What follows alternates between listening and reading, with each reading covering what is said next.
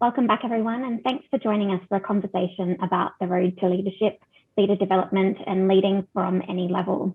My name's Kate Davis, and I'm a member of the Information Online Program Committee and the Director of Strategy and Analytics for the Council of Australian University Librarians.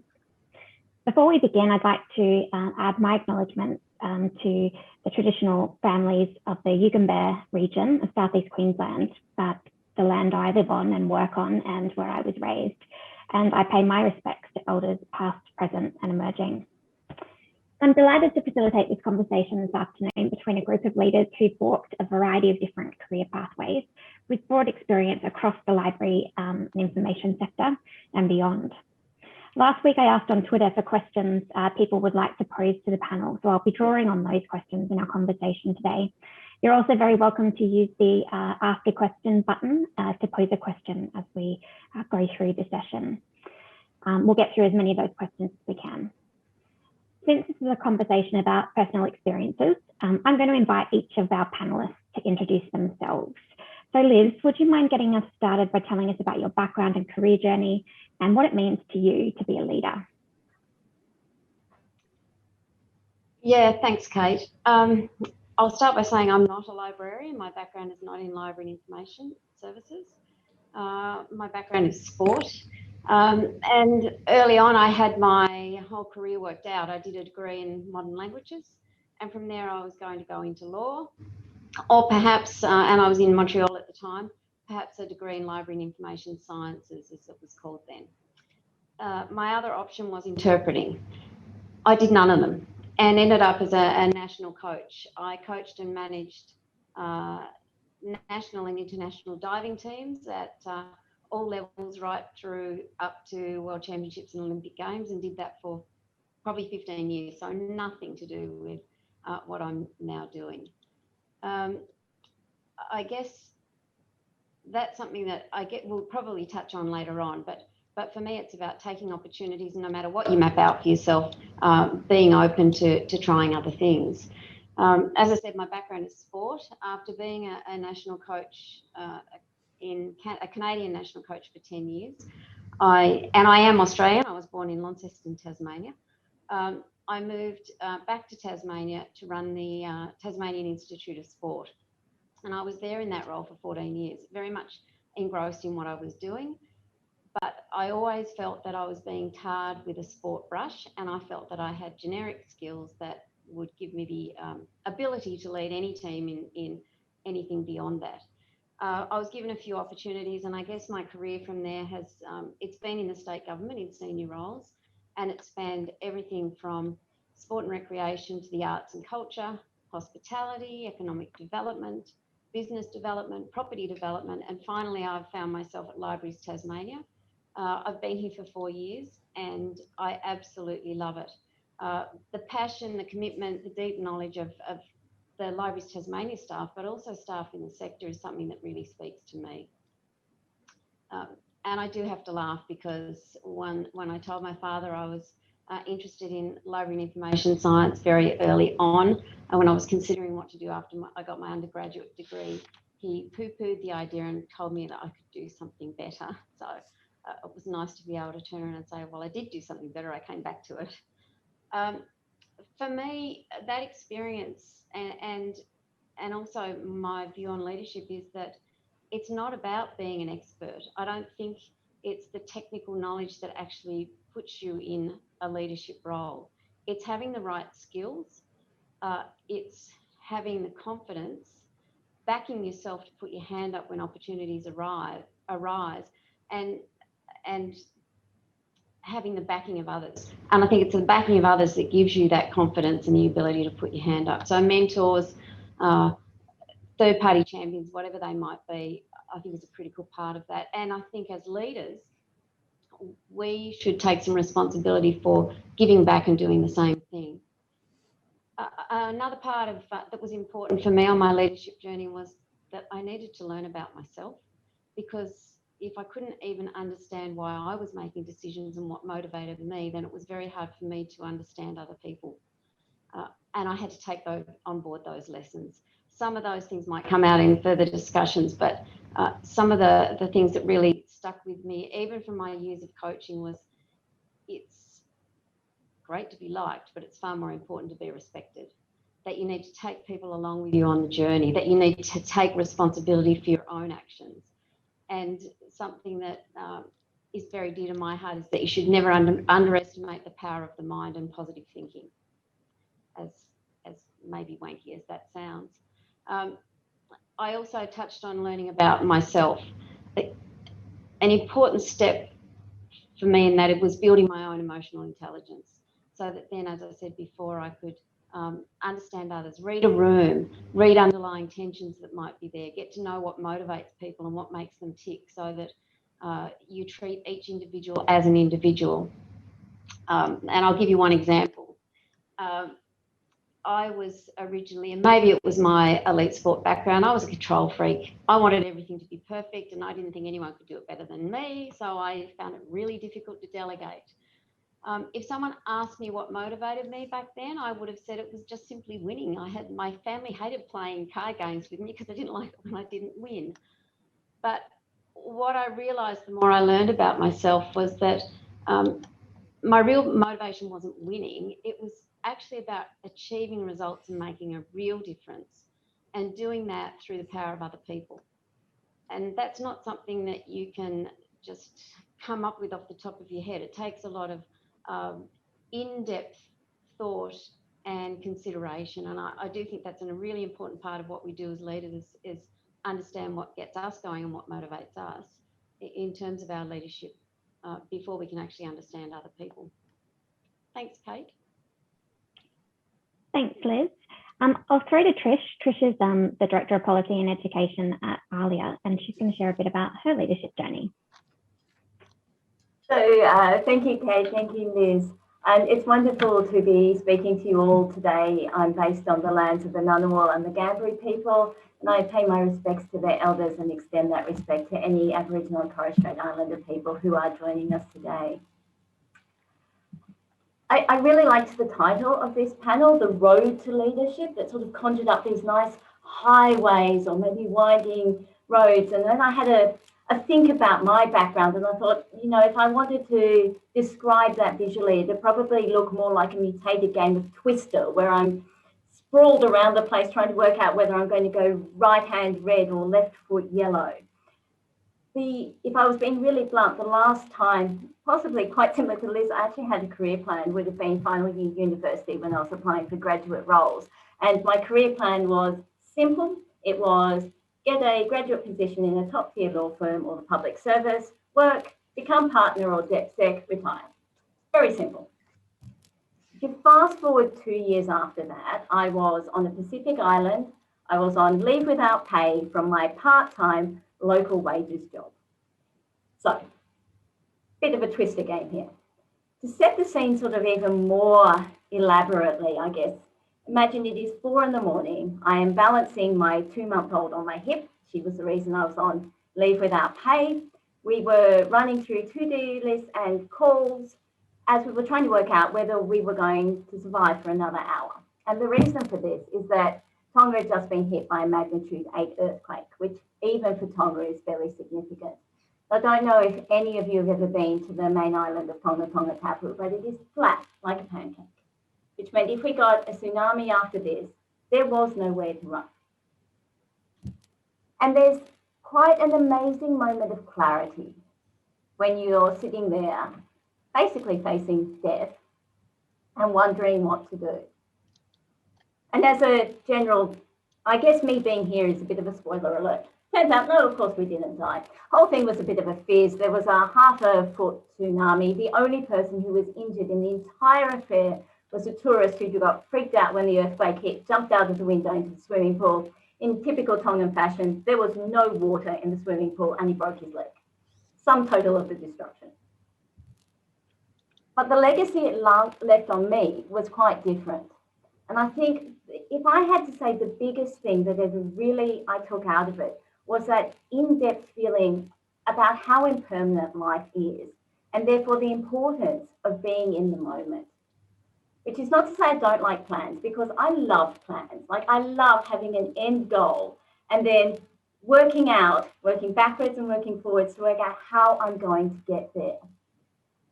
But I also know that you can't put all of your mental energy onto the what next and the what next and the what next.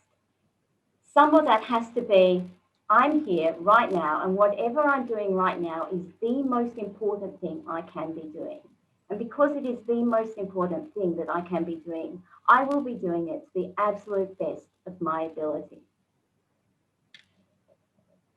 I wanted to run through two other really quick things that I've picked up over my time on this planet. The first comes from my very first job that I ever had, which was at a shop called Inner Harmony. And I don't know if any of you have ever remembered the shop Inner Harmony, but it was a very sort of purple shop. It sold crystals and smelly things and stuff. And my job was to sell crystals and smelly things and stuff. The barrier to that was, it turns out I don't actually believe that rose quartz will bring you love, or that tourmaline will suddenly grant you wisdom. And so when I was told to sell these things to people, I was absolutely terrible at it. Apart from waitressing, it is the worst I have ever done at a job ever in my life. And what that really said to me is one thing: Trish, you are absolutely useless at selling things you don't believe in. And if I look at that through the rest of my career, the sort of other shape that forms is the things that I have done best in my life are the ones where my values are aligned with what I'm doing and the things that I really believe in. So to be happy and healthy and doing well and competently at work, it needs to be values aligned for me. And then the final really quick thing is a lesson about stepping back. So this time last year, I was madly trying to convince a majority of Australian and New Zealand ministers that what they wanted to do was vote to put a warning label on alcohol bottles to warn about the dangers of fetal alcohol spectrum disorder. Fetal alcohol spectrum disorder, or FASD, is actually the leading preventable cause of disability in children in Australia. We were working like mad things, but also it wasn't my story. This was the story of Jessica, who had lived her life with FASD. It was the story of Sue, who set up No FASD at her kitchen table when she was researching to try and work out what was happening with her daughter. And the way that we worked was to support their voices in the media, to get their voices into meetings, to get their voices onto the phone calls. And it was their voices that carried the day when we did convince 6 out of 10 ministers that we needed those warnings. So, as I said, I haven't necessarily had the most straight highway ever of a road to something which I feel slightly pretentious to call leadership. But 3 things I would say that I learned over the time I've been here so far is to really work to follow your passions and your values, to make sure that whatever you're doing now in the moment, you treat as important and you give that the respect it deserves, and that sometimes you just have to step out of the way. Thanks very much, Trish. Roxanne, last up.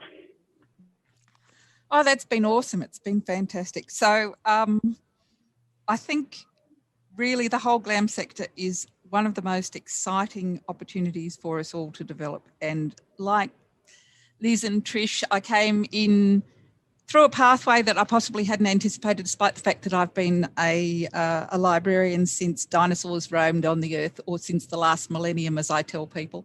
And I've really found it incredibly fulfilling. So I've had the interesting experience of working in 4 different sectors. I've worked in the National Library, that's where I started my career, worked in special libraries, including CSIRO and government libraries and health, parliamentary library, and now an academic library for almost a decade. And it's been really fascinating what's common and what's different. So when I did my degree, came from Melbourne to Canberra to do a science degree and thought I was going to be a scientist. Everything was going to be fine, a bit like Trish, you know, map it out, I'll go out there, do interesting things, save the world, whatever. And then it wasn't a good time for women to be employed in science. So I went, oh, all right, I'll do a library studies degree at the University of Canberra. And it was a very quirky bunch of colleagues. We had all sorts of people with character, and I thought, oh, this is interesting. And then I was recruited by the National Library, where I met some of the people who were just amazing and inspiring. I was recruited, and my first senior boss was Marianne Linley, who was really fascinating, and she believed in giving people opportunities and giving feedback. So, you know, one of the seminal moments was she gave me a little task and she said, look, I've given this to you because I think you'll do a really good job. And I thought, oh, isn't that wonderful? And isn't it wonderful to be working with people who are that positive? And I do think there is something about our profession and the way we treat people, which is incredibly important. And so I started off thinking, oh, this is exciting. I'll be in the National Library for the rest of my life. And while we talk about career plans and career journeys, you know, I really fell into most of the opportunities that came to me, or people said, well, why don't you try this? And I went, oh, well, I'll try it. But the most important thing, I think, the 4 different dimensions I'd like to talk about is really how in your leadership journey, or my leadership journey, it's been a real opportunity to give back to people and to give back to the nation. So the things that have kept my heart going have been, you know, amazing opportunities I've had, like being able to digitise all of Hansard so the nation has access to its memories, being able to provide a difference now for students so that they can come in, have somewhere to live. You know, we've transformed it at 24/7, people can come in. It is about being able to make the difference. That means that students are not sitting out in the cold, that we are able to move through crises like COVID-19, and it is the colleagues. The second aspect is that it is the colleagues that I work with that really inspire me every single day, and their engagement with others, their desire to do more things. And I guess I've seen that my role as a leader is about creating an environment that will let this happen. A bit like Liz. How can we build on this rather than having the expertise to do everything, but how can we create an environment? So it's the value and ethics, the working across, and increasingly, as I've made different changes in my career path, the fact that we can work with people in other professions. So work very closely with people in IT, work with HR, work with other directors, and work with clients in a way that is incredibly fulfilling. And we can touch that base of the vision and the values that really make a difference. And not every profession is able to do that. So I feel really privileged to be here. In terms of a leadership journey, really I find what we can do in the profession is do the things that thrill us with other people, and then suddenly these opportunities happen and you're able to take that step differently. And the other thing I would encourage people to think about, with my ALIA hat on, this is a paid advertisement from ALIA. No, it's not, is that we have the opportunity to participate in the ALIA board, to participate in our local committees, to be able to connect with others, to be able to foster mentoring schemes. And as a part of a leadership journey, I think that's been as strong and as fulfilling to me as what I've been employed to do. So it's a magic space for us. That's it from me. Thanks, Roxanne. I think that's really important, that idea of leading the profession and leading for the profession, not just leading your organisation and the role you're in. But I know, I guess professional involvement has given me a great amount of really interesting things to do throughout my career. It's interesting, I started my career in the same place as Roxanne, also in the graduate program at the National Library, and Roxanne was an Assistant Director General there when I started. So I wonder, Trish, what would you say to that graduate with a plan? I'd say, hi, baby Trish, how are you going? I did just want to start by saying thank you to Roxanne and Kate for that excellent advertisement for ALIA, and the checks are definitely in the mail. So thank you very much. I think to that graduate, I would say plans are great. I'm not kidding. I actually really love plans. But if you were thinking about things, what I really think that you should be looking out for as you go through where do you find your motivators? Because when you start off with a plan, sometimes it turns out you make a plan and what you think you are going to be like as a person isn't actually where you end up. So as you're going on, find those places that motivate you and find those things that really resonate to go for. Don't get too wedded to it. And I think both Liz and Roxanne, and definitely my journeys have all been a series of putting up your hands and taking up random opportunities, or quite often being dumped into things that you never thought you wanted to do or you could do, and having to do them. So I think having plans is great, but don't get so wedded to them that you can't seize the other things as they turn up. And I think the other thing is just, in that same way as tracking where your values are, don't prejudge yourself either. I think often we're held back a little bit because we think we're certain people and we think we have certain skill sets, and then we stay within those. So try not to prejudge yourself, because you are generally an overly harsh judge of your own self and your own capabilities. Yeah, can I just add to that, Kate? I think that's so true. And in terms of not limiting yourself and having a go and putting your hand up, one of the things I've always said, and I'll say it to anyone that asks, if you've got some little secret desire or wish to be in a different role or doing something that you're not really sure if you've got the skills or experience, say it, get it out there. Talk about what it is that you want to achieve, because it takes you those few steps towards that goal. If you hide it under your hat or under a bushel, then it's no one that wants to support you is going to help you, but you're also not really having a true go. And I remember when I first wanted to move out of sport and recreation, I was in a director's position, and I really felt like I wanted to get out of the sport role. So I started saying, I can do more. I used to say to the DepSec, I have other skills that I can bring that doesn't matter whether it's sport or libraries or museums or whatever. And not long after that, the DepSec left and his job came up, and I thought, oh shit, now I really need to apply for this role, because I kept saying I could do more. And I did, and I ended up getting the role, and I was responsible for small business and economic development and things that I knew nothing about. But there were so many great people around me that could support me that it made a real difference. And it's those people, you surround yourself with people that have the expertise and the skills. And as long as you give them credit for what they're doing and the great things that they know about and contribute, they will support you. Yeah, I think it's really important. We always talk in this profession about the power of networking. And when I talk to people outside the profession about how important things like social media are for this profession, they're always a bit surprised. But this is a profession of people who like to connect with each other and support each other. And I think, it's a great way to find opportunities. I just say too, I think, like, building on that too, one of the things about, if you think about leadership in that terrible old-fashioned way where there's one person at the top and they do everything and they're super person and everything, it's ridiculous and it's nonsense, right? And it also doesn't make any logical sense. Like, the whole power of a group comes not from having one person at the top, but it comes from how big that group is and the skills within that group. So a good leader is the person who can actually harness and enhance those skills so that everybody is contributing.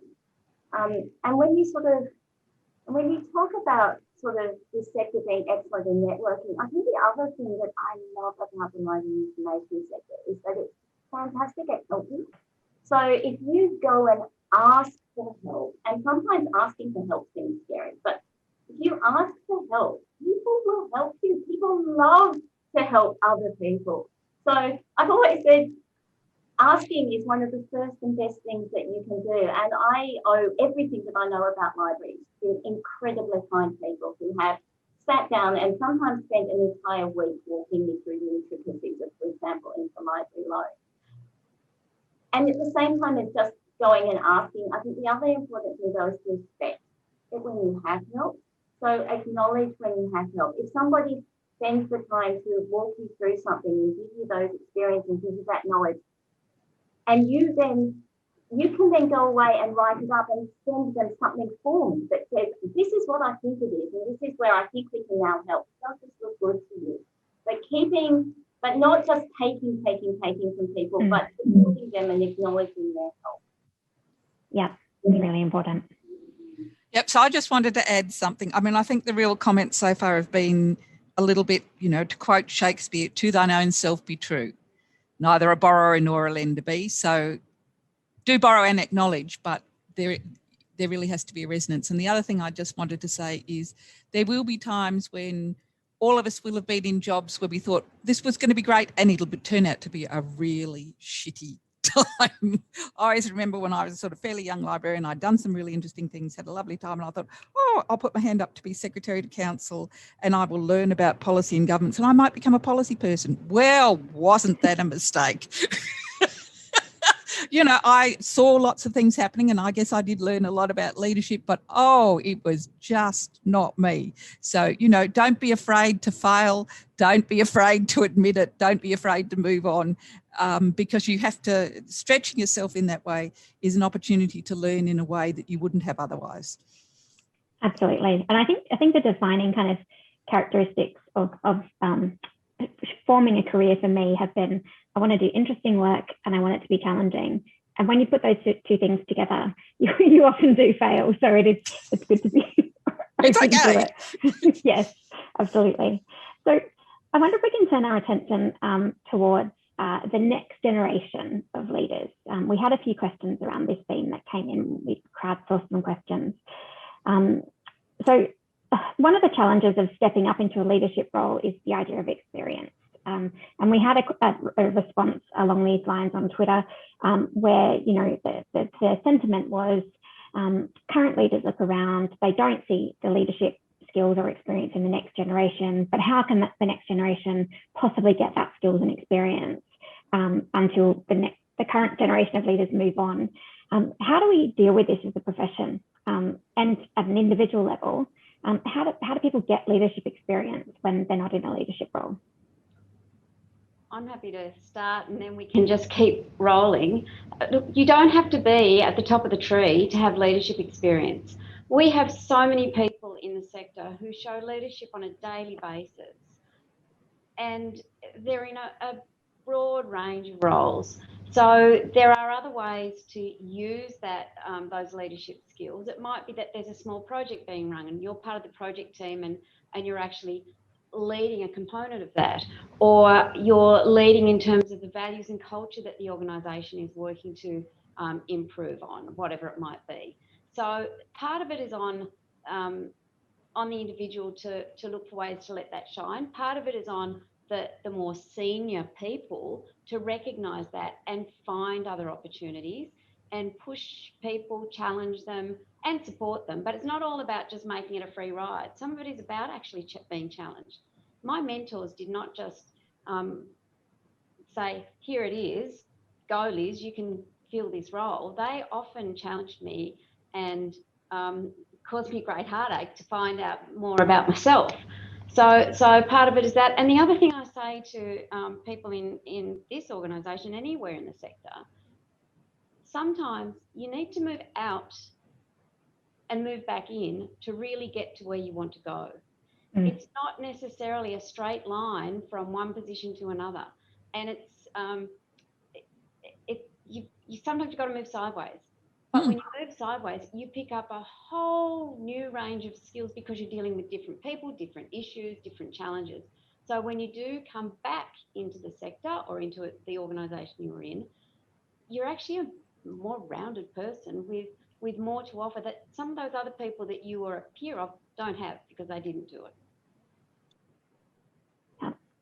Roxanne or Trish, did you want to add anything about how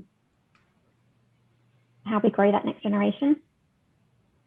I think the next generation are already, as Liz said, doing leadership jobs. And I think some of that is as Liz said, just recognising what leadership looks like. And it's not even necessarily being the person who's the project lead or taking, anything else. You can lead in such a variety of ways. When I was cramming for this panel presentation, because it turned out at 40 years old, I still cram some knowledge into my head before I have to do an exam. I was looking up definitions of leadership around things. And a lot of them come down to the person that a group will choose to follow in an important decision. And if I think back over my career, often those people are not the people who are theoretically in the leadership position, but in some areas, they may be the person that everybody knows has the expertise to do something or has the trust to convince a group to move in a certain direction, or has the process in which the group can themselves come to a decision about how they want to go.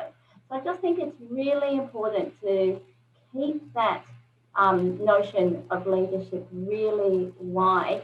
And also, if you are thinking about it more in progression, to be able to recognize that, to be able to demonstrate things. And also, because, I need to earn my paycheck too, you should join ALIA groups because they're an excellent way to get leadership roles very quickly. Very true. Okay, so what are we doing, or what are you guys doing individually to encourage more diversity in leadership cohorts? And how are you making space in particular for Aboriginal and Torres Strait Islander library staff to get involved in leadership and to lead? So I guess diversity is a very broad term, and we've already talked today about official programs that NSLA is having. But when I look at some of the key challenges for us, diversity is in age, diversity is in views. We shouldn't all look the same. We shouldn't all be the same. We should be able to have that whole contrasting views and not do it on a numbers basis. I really think numbers don't necessarily, I mean, we need to have improvements, but is it also about the way that we work around here to be able to accommodate different views? And if we can do that, then we can actually engage more. We started a program here of actually having student ambassadors. So we employed the students to talk to students rather than old librarians. And what we said to the students as well was, when you come in and you'll be doing a range of different tasks, if you see things that look silly, say that. Don't think that you are just accepting that old wise people made the decisions. Some things will need to be challenged. And I think what we need to find is ways that we make sure we grow the ability for there to be fundamental challenges to what we're doing, raised internally, that we're encouraging that diversity in points of view. Yes, we should have programs around particularly targeted groups, but it's about changing the way we're thinking, the way we're listening to people, the way we're creating a culture, so that they're actually building a new and different way of being both leaders, but also about integrating within our organisation. And one of the other things I think we haven't done enough of, and it was interesting hearing David in the opening session, is to say, look, come in and work for us, but we don't want you to stay here for 30 years in the same organisation. So we have quite a lot of lateral mobility. People will go out and work in halls of residences or something else, or Liz's example of coming in from sport, because we learn a lot more by standing in the shoes of others. I mean, that's what all that research says, than we ever do by going to a course. So how can we open up and make more porous our borders, which is, what Trish brings as well. And I think that's an opportunity for us to take on board. And I would encourage others who are thinking about becoming future leaders to think about, how can I be porous and move across? I mean, most of my moves have been at level. That's perfectly fine, because the benefit has been in what I do and what I learn. I would say diversity is one of my absolute passions, and I like to think that one reason I feel really passionate about the importance of increasing diversity within the library sector is just because it is the right thing to do, and it absolutely is the right thing to do. But if I'm being more mercenary about it, I also think it is incredibly important, because we won't be strong unless we are diverse and unless we are reflective. We have institutions that have collections that encompass the whole community of Australia, and we need the people looking after those collections, providing access to those collections, value adding to those collections, being an integral part of the community, to also be part of the community, and that includes having that diversity. And we know that you get more strength when you have different viewpoints and you have different ways of thinking and you have different backgrounds within an organisation. So, so diversity is very important to me. And it's why I'm really I'm really happy that the Professional Pathways project from ALIA has diversity as one of its key goals. And so what we are doing with the pathways in particular is looking at, I suppose you could call the push and the pull factors as well. So the push factors are the things that are barriers. What is it that makes it harder for people from regional areas to become a librarian? What is it that makes it harder for Aboriginal and Torres Strait Islanders? What is it that makes it harder for people who speak a language other than English at home? And how do we then... She's frozen. She has frozen. I thought it was me, but we're still here. I was sure it was going to be me in this session. If Trish pops back in, we'll let her pick up where she left off there. I think if she's not coming back, no. Oh, no, it's just me. Hello, I'm back. I was mid-rant too. Sorry. It's the perfect time. Oh, and now I can't hear you. This is getting better and better. That's okay. Liz, do you want to jump in? Yeah, look, one of the things that we're doing is we're very explicit in what our values and our culture is. We actually talk about having a high-performing culture where there's openness and transparency, that people are given responsibility, but for that they have to be accountable for their actions and their decisions. And we also value, respect and celebrate diversity. But you can't just say that. You have to show it in everything you do. So for us, it's even as simple as not just in who we're recruiting, but what we're doing with the community. If I'm a person with a disability, or I'm someone with Aboriginal and Torres Strait background, I want to be able to come into my library and feel that I'm acknowledged, that I'm valued, and that I'm recognised. And I want to feel comfortable. So for me, it's about our entire practice. And it doesn't matter which cohort we're talking about, but those particularly that come from disadvantaged areas, we need to start right from the bottom and work all the way through. And it's not easy, but it's something we have to continue to focus on. Thanks, Liz. Yeah. I think just tying back to the previous session, I think it was Damien who said we need to be comfortable with discomfort or something along those lines, and we need to be able to sit in it to do the work. So in our last couple of minutes, there was another theme in the questions that came up on Twitter around kind of what we might call self-management or looking after yourself. So I wonder if Liz and Roxanne, you might each just speak for a minute or so about how you manage your thoughts and feelings in situations of uncertainty and how you look after yourself as well. Do you want to start off with that, Liz? Yep, happy to. Lock myself in a box. No, look, I'm really, really fortunate that I have a really strong team of people around me that I feel whom I trust and who trust me. And we can sit in a room behind a closed door and actually talk about some of the things that are troubling us.